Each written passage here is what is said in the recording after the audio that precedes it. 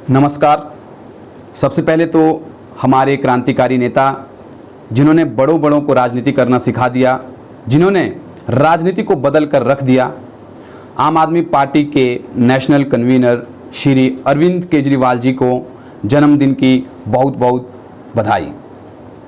अभी हाल ही में अरविंद केजरीवाल जी ने कहा कि हमारे जो टैक्स का पैसा है वो भारतीय जनता पार्टी ने अपने दोस्तों के बैंकों के कर्जे और उनके टैक्स माफ करने पर उड़ा दिया।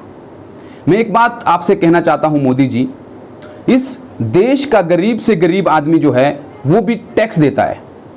जब कोई भिखारी भी बाजार से कुछ खरीद कर लाता है तो उस पर भी जीएसटी, एक्साइज और अन्य कई तरह के टैक्स वो देता है। सोचिए आम आदमी कितनी मुश्किल से जो है अपना खून पसीना एक करके टैक्स दे रहा है, और आपने हमारे टैक्स के पैसे से 10 लाख करोड़ रुपए के अपने दोस्तों के कर्जे माफ कर दिए और 5 लाख करोड़ के उनके टैक्स माफ कर दिए। ये तो आपने बहुत बुरा किया। अब जब भारत सरकार भारी घाटे में चली गई है तो आपने आम जनता के खाने पीने की सारी चीजों पर भी टैक्स लगा दिया। ये तो कभी अंग्रेजों ने भी नहीं किया।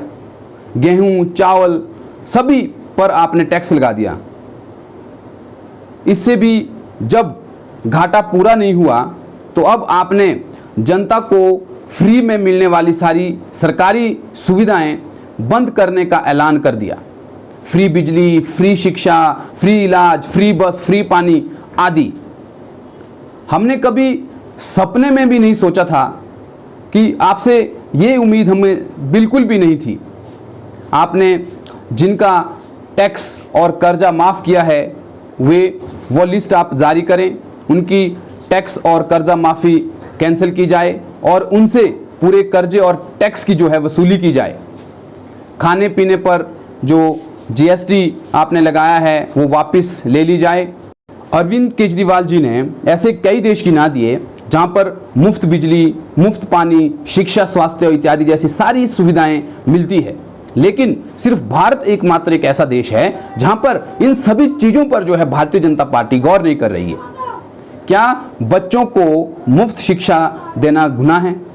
क्या अगर हमारी माताओं बहनों का इलाज जो है फ्री में हो रहा है तो वो गुनाह है?